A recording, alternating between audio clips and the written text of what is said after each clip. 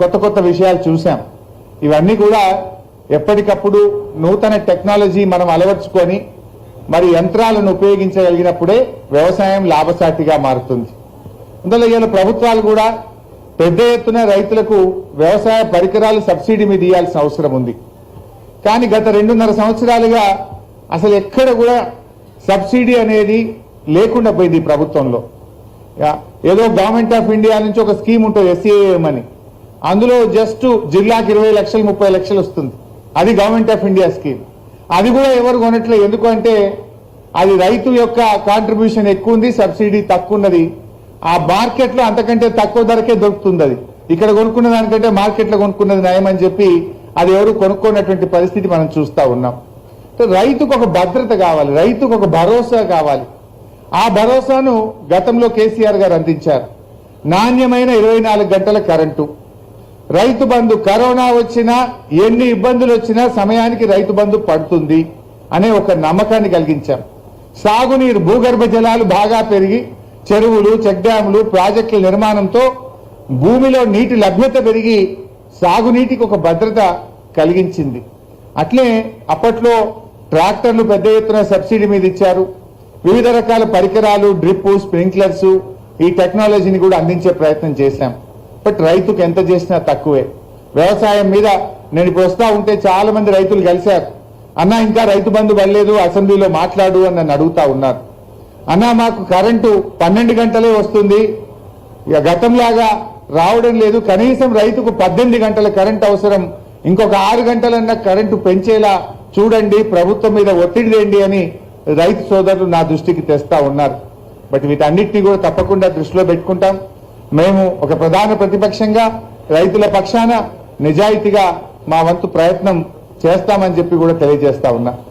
కానీ ఈరోజు నాకు ఒకటి బాధ కలిగేటువంటి అంశం, ముఖ్యంగా రైతులకు భవిష్యత్తు ఆలోచిస్తేనే ఒక్కొక్కసారి భయం కలుగుతా ఉంది. ఈ మధ్య భారత ప్రభుత్వం అమెరికాతో ఒక ఒప్పందం చేశారు. బహుశా రైతుల దృష్టిలో ఉందో లేదో నాకు తెలియదు. అమెరికాతో భారత ప్రభుత్వం చేసిన ఒప్పందం ఏంటంటే మొక్కజొన్న, జొన్న, సోయాబీన్, కాటన్ జీరో ట్యాక్స్, ఎలాంటి ట్యాక్స్ లేకుండా అమెరికా నేరుగా భారతదేశంలోకి తన ఉత్పత్తిని పంపడానికి భారత ప్రభుత్వం ఫెసిలిటేట్ చేసింది. రేపు ఏం కావాలి? మన తెలంగాణలో 8 లక్షల ఎకరాల్లో మక్క పండుతుంది, 2.5 లక్షల ఎకరాల్లో జొన్న పండుతుంది. ఆదిలాబాద్, నిజామాబాద్, కొంత పార్ట్ ఆఫ్ కరీంనగర్ సోయాబీన్ పెద్ద ఎత్తున మన దగ్గర పండుతుంది. మరి ఈరోజు అమెరికాలో అన్ని ఉచితమే రైతులకు. అక్కడ పెద్ద ఎత్తున అమెరికాలో సబ్సిడీలు ఇస్తారు, అక్కడ దిగుబడి ఎక్కువ. మరి ఇబ్బడి ముబ్బడిగా అమెరికా నుంచి మక్క, సోయాబీను, పత్తి వచ్చి భారతదేశంలో పడితే మా రైతుల పరిస్థితి ఏమైతుంది అనేటువంటి ఆందోళన కలుగుతా ఉంది.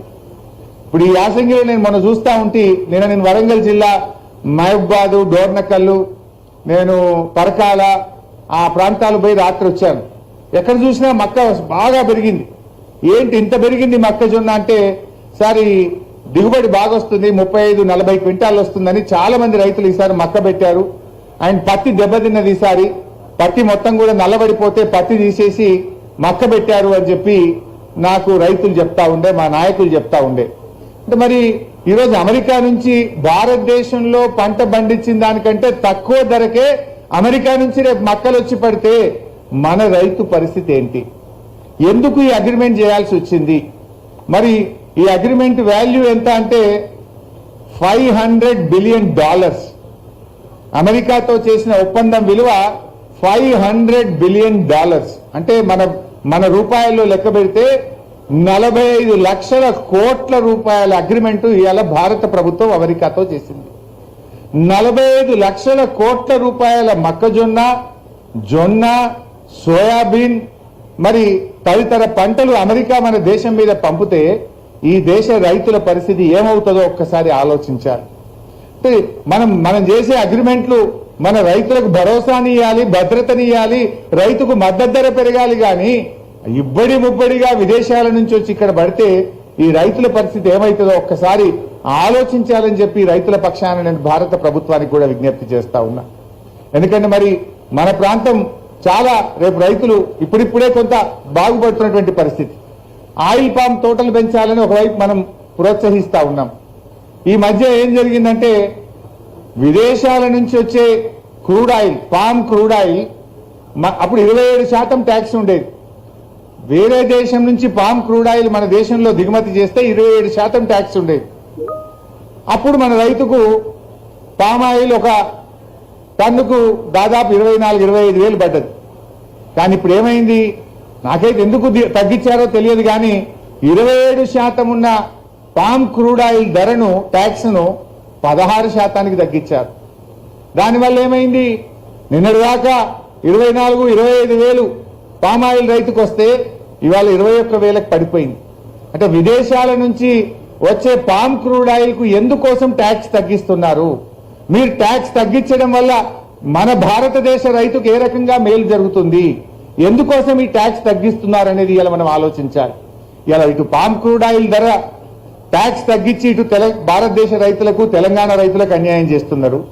మొక్కజొన్న, సోయాబీను, జొన్న, పత్తి లాంటి పంటలు ట్యాక్స్ లేకుండా అమెరికా నుంచి మన దేశానికి దిగుమతి చేయడం ద్వారా కూడా మన రైతుల పరిస్థితి రేపు ఆందోళన కలుగుతుంది, ఇబ్బందుల్లో పడేటువంటి ప్రమాదం ఉంది. వీటన్నిటిని కూడా రివ్యూ చేయాల్సిన అవసరం ఉంది. ముఖ్యంగా తమ్ముడు రాజేందర్ చాలా బాగా ఈ షో నిర్వహించారు. ఈ రాష్ట్ర ప్రభుత్వం కూడా ఇలాంటి కార్యక్రమాలు ప్రభుత్వం చేయాలి. ఇలా ఒక వ్యక్తిగా ప్రభుత్వం చేయలేని పనిని ఒక వ్యక్తిగా తమ్ముడు రాజేందర్ రెడ్డి చేసినందుకు మరోసారి అభినందిస్తూ, మరి రైతులుగా మీరు కూడా ఇలాంటి మంచి షోస్ ద్వారా ఉత్సాహాన్ని పొందండి.